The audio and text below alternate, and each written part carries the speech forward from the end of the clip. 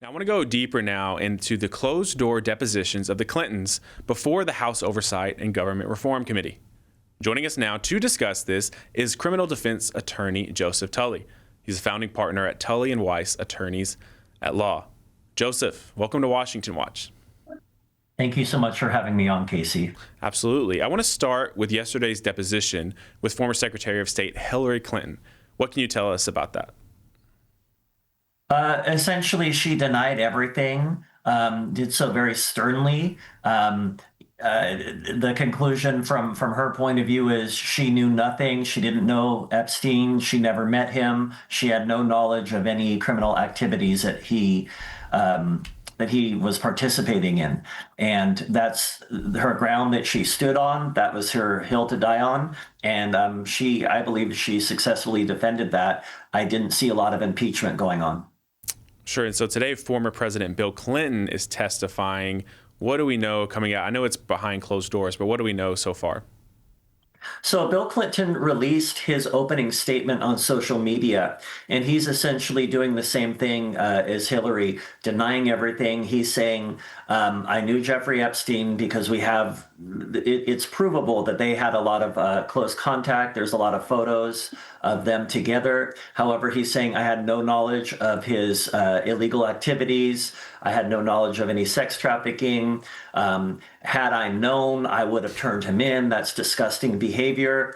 And then I think an extra jab he put in there to insulate himself is, and by the way, that was my wife that you had in here yesterday, and you should be ashamed of yourselves for bringing her in here when she knew nothing and you knew that she knew nothing.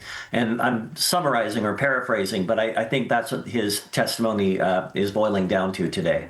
Yeah, and yesterday we saw the former secretary really say things like, "You should ask my husband that question." She as I said earlier, didn't seem too pleased to have been invited or really compelled to go. Let me ask you, as an attorney, when you see all this evidence that we do know of in the Epstein files, I mean, some of it is more relevant than others, but if you're thinking about maybe the Clintons or others involved as your clients, how do we think about all this evidence and how serious or damning it really could or could not be? So in terms of Hillary Clinton, I don't see strong connections between her and Epstein, but I don't think that her connection to Ghislaine Maxwell was probed that significantly. We know that Ghislaine Maxwell was invited to their daughter Chelsea's wedding. There are photographs of that. So I didn't think that there was a lot of a full court press, so to speak, on Hillary Clinton. It was pretty subdued and very cordial, which is that's nice to see in American politics. With Bill Clinton, I do think that there is a lot of significant evidence. So you always want to, as an attorney, look at the evidence. What does the evidence show is your guide. You don't go by emotion. You shouldn't go by bias. You should, as an American, assume everybody is innocent till proven guilty. But that being said, you should explore the evidence. And law enforcement has a duty to explore the evidence here and go where the evidence goes. We have flight logs with Bill Clinton on the Lolita Express. We have photographs with Bill Clinton and minors. Now, some of those minors have been, or who were minors at the time, have been interviewed, and I haven't seen any reporting talking about Bill Clinton doing anything bad by the people that he's pictured with. However, I do think there are significant ties that would be very troubling if I was Bill Clinton's attorney. Yeah, and I absolutely agree that everyone is innocent until proven guilty, and this isn't just directed to the Clintons either. Just more broadly, I think many Americans feel that there's a whole lot of evidence about a whole lot of different people, and yet no one's really going to jail except maybe a couple of people overseas. But why has there been such a lack of transparency and accountability in this whole Epstein saga? So I think disturbingly, we can look to Pam Bondi's statement and her saying, well, if we were to prosecute everybody in the Epstein files, the whole system will collapse. And if you were to ask the average American, their response is, then let it collapse.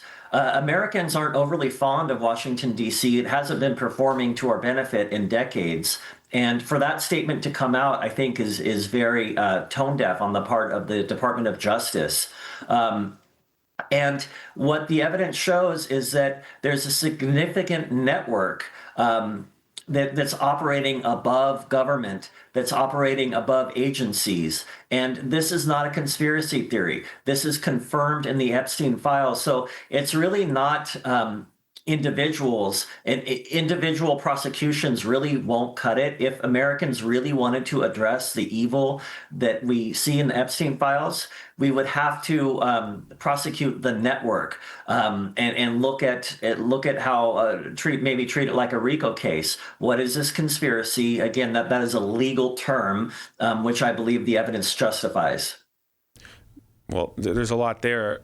Another question people have, I think, is, Jeffrey Epstein was doing this for a long time. Why did it take so long for this to come out? And for those not aware, what did the Democrats do on this when they were in power? The Democrats didn't do too much. Right now, I believe currently, Americans are fortunate enough that we're all together behind standing up to evil, particularly evil as it relates to children. And sex trafficking and some of the other horrors that we've seen in the files. Americans are united on that, and that's really what is pressing this. Congress didn't want to pass the Epstein Transparency Act. The American people were united and pressed for that. So I think that we can, to some degree, use the two-party system. The Democrats want to get Trump. The Republicans want to get the Clintons.